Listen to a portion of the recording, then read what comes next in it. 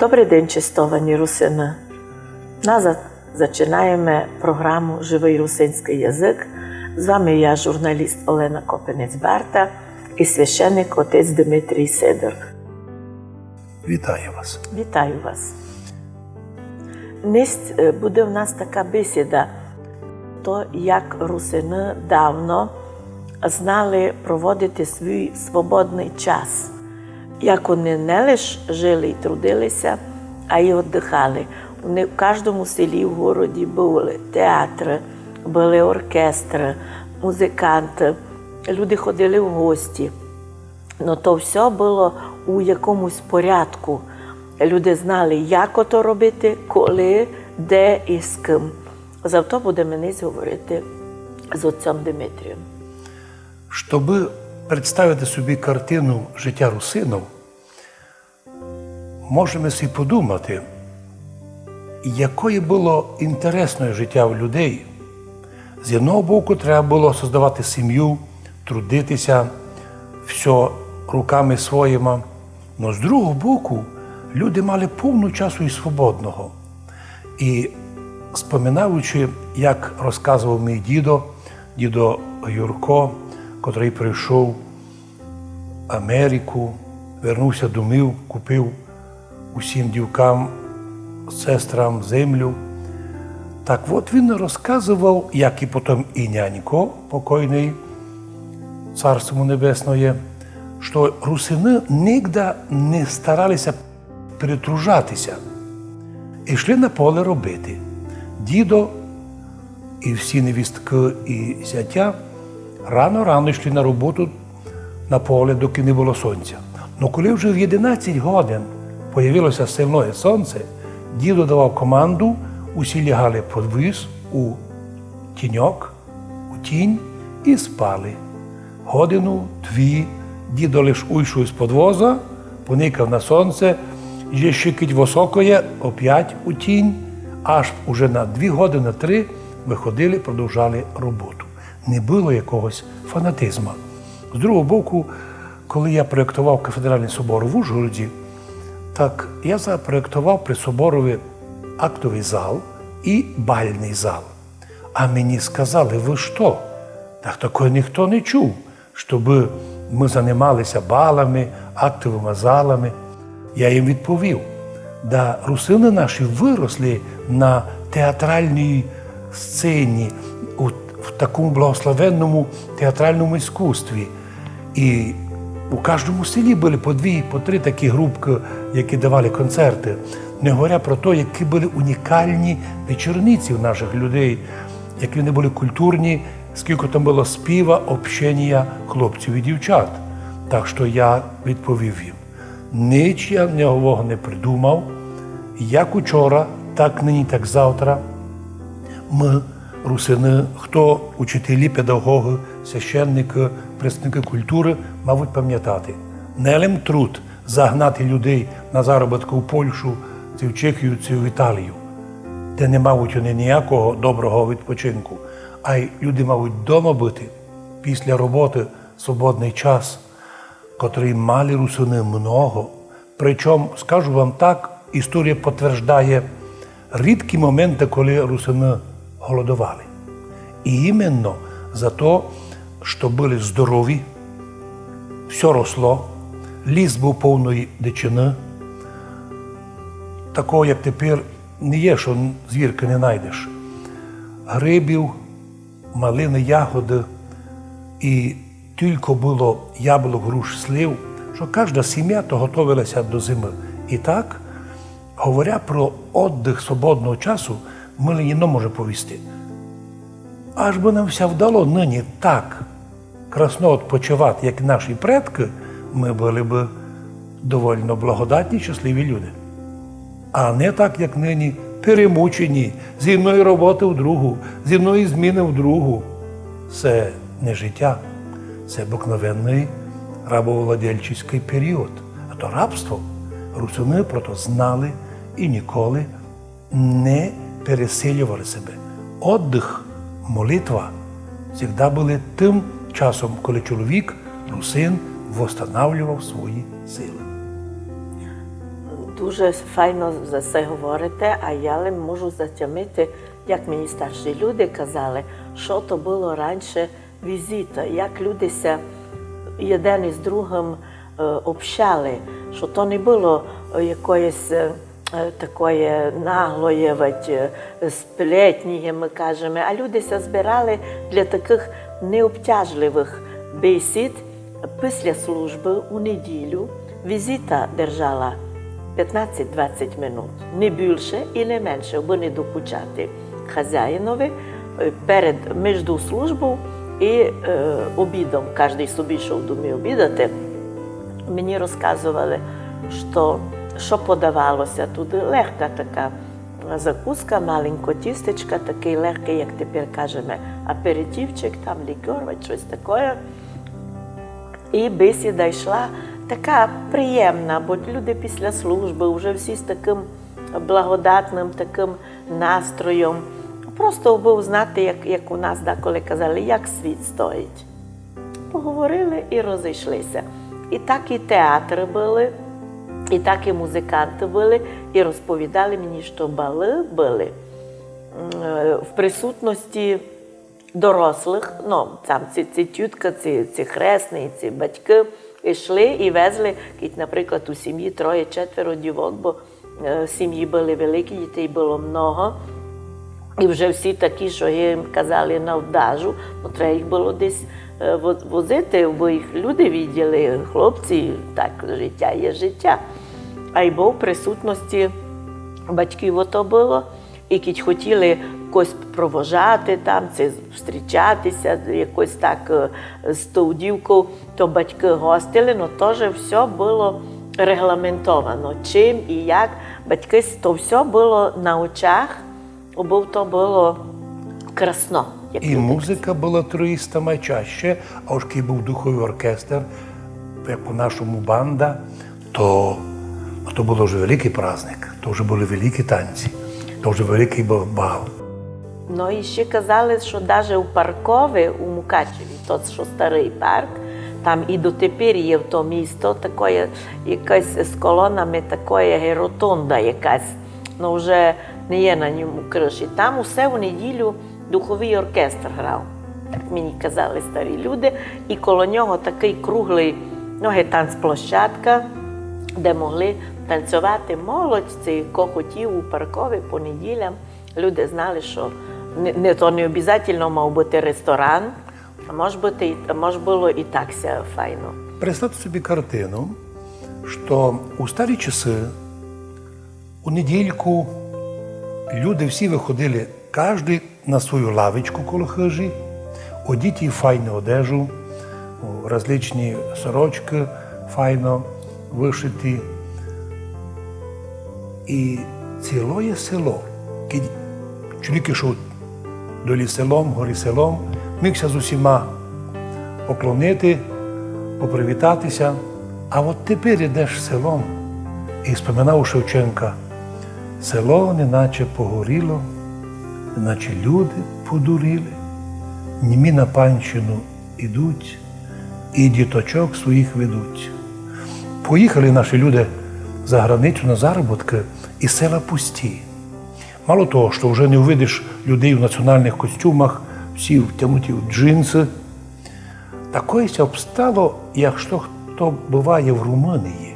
Наші люди у Румунії донині одягаються по-старому. І в недільку ціле село на лавиці після церкви. І як ви вспомнили, то як приходили в гості, то як були культурні, довго не сидіти. Обмінялися інформацією, як у селі, а найчастіше говорили, у вас хлопець, а у нас дівка.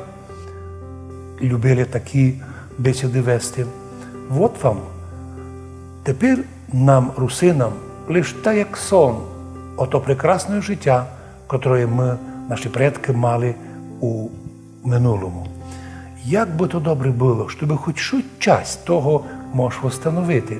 Я завжди був сторонник, щоб як тоді, так і нині церковні люди, не обов'язково лічно священник, а церковні люди, котрі знають правила поведінки, організовували при храмах, при домах культури це в селах, іменно вечора культури, бали красиві. Наші русини, наприклад, у Словакії, кожен раз на Новий рік, на Рождество організовують бали великі. Причому батьки сидять із боку на столиках, гостяться, а в центрі зала, у бальних красивих платтях, танцюють молодь, ну і, звісно, і старші люди. Щось там ся воскрешає. А от у нас, як вам це видить, що би треба зробити, щоб то маленько вернути, дати тому авторитет, указати, що тот образ життя намного красивіший, чим сидіти, чоловік і жона за столом сидять, та обоє позирають у телефон, та переганяються смс-ками один другому, а живої бесіди вже часто не є. Так собі гадав, що усьому начало то є сім'я. Я ще застала у 80-х роках, раз я йшла у поход з села Ущорна, Лопухово, Руська Мокра, це німецька Мокра. О, це красні села. Я там була, і то, так як ви кажете, неділя, і ми там були декілька днів з палатками в поході. І я оттоді, пам'ятаю, я ще тоді мала 20 і чимось років, одну сцену, я її запам'ятала на всю життя. І де ми там сидять, там молоді, там старі, там такі. І раз проходимо на одній лавиці, сидять, ну, видко ж, чоловік і жона. Сяк руки сперед себе, сидять і мовчать. Дако би повів, що, але ні за що їм говорити. А дако би повів, що яка то гармонія, якое то розуміння, що вже й не треба ніч лишнього говорити, вони се розуміють без слова. Мені туди вони се виділи вже би старі, може їм було 45 років, не були вони такі, але мені було 20.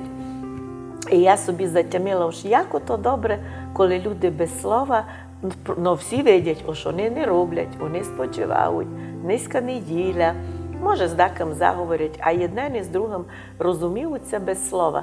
Це така велика цінність і дуже рідко в то не збиває, аби люди се розуміли без слова. До того можна додати, що у недільку діти бігли домів до нянька і мамка. Де би не були, де не робили, прибігнути в недільку домів, пообщатися з родителями, розказати, що нове є. То так інтересно було. Тепер уже ми споминаємо, що дітися розлетіли по цілому світу, із Лондона дає смс-ку, або десь із далекої Португалії, а живого общення не є. Впрочем, як ви замітили, ото не було лим такое рідкое. Маса людей, особливо старших людей, коли дідик і бабка споминають своє життя, то дідикові 80-річному, коли перед ним сидить бабушка, бабка, та каже 80-річна, для нього вона як була красна в 20, така красна і в 80. Ета любов лише возростала. Був у мене случай, коли я хоронив старенького чоловіка, а його бабка стояла коло гроба, не плакала, но з такою любов'ю, з таким благодаренням дивилася на усопшого чоловіка. Я собі подумав, як заробив тот чоловік уже на той честі. Вона знала, що своє життя повноцінно і красно є, но воно не було б таким інтересним, якщо б рядом не був чоловік. Так важливо і нам, русинам, знати, що коли у сімейному життю, як ви затронули, з цього починається, закласти дітям уже основу таких відносин. Наприклад, у нас у русинів рідко говорять нянявій мамі «ти». Ми всі казали «ви», а є така ще форма відношення до старших «вони». Наприклад, підходить якась жона до чоловіка і каже, вони б не мали часу зо мною мало переговорити. Навіть не ви, не ти, а вони. Така форма общения и уважения була результатом духовності народу. Так, наш народ не був багатий машинами, щотами у банку, но у самого бідного чоловіка були 2 корови, у самого бідного чоловіка була земля, да, не було білого хліба. Все казали, що то була проблема. Ну і тепер, кажуть лікарі, недобре їсти много білого хліба. Но зато наші русини вдостально їли хліба кіндериченого, кукурудзяного, а тепер його не знайдеш ніде. Ні одна пекарня не пече такий хліб, який пекли наші предки. Так що так важливо акцентувати, що життя повноцінне без віддиха повноцінного, без продуманого, проведеного розумно, свободного часу не є настояще життя. Ну, а ви згадали, отець Дмитрій, цей момент, що про одяг, національний одяг. Я тепер спомнила, що пару тижнів назад в Ужгороді, у Скансені, була велика зйомка, де були наші красні жони ужгородські, і у наших платтях, ну, то не плаття, там блузки, то се дуже по-разному називало. Була велика зйомка, вони на себе то вбирали і указували, якої то красної, і розказували, що це Великоберезнянський, там такі характерні вишивки, а у Перечинській так, а у Мукачівському районі такі, там много є хижів у музеї архітектури і побуту. Річ іде про національне русинське. Про національне русинське, і мені розказувала Надія Мельник-Гудь, керівник ансамблю «Іршава», що коли вона заказувала собі для колектива одяг новий, та вона собі упозирала, бо щепчик має бути, а їй кажуть, ой, не є такое, не є.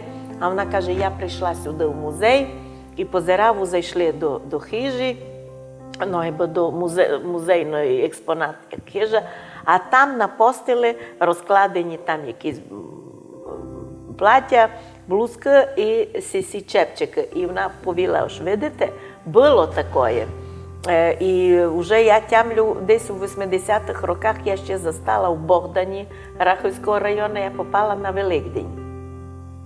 І я нігде то не забуду, то горне село.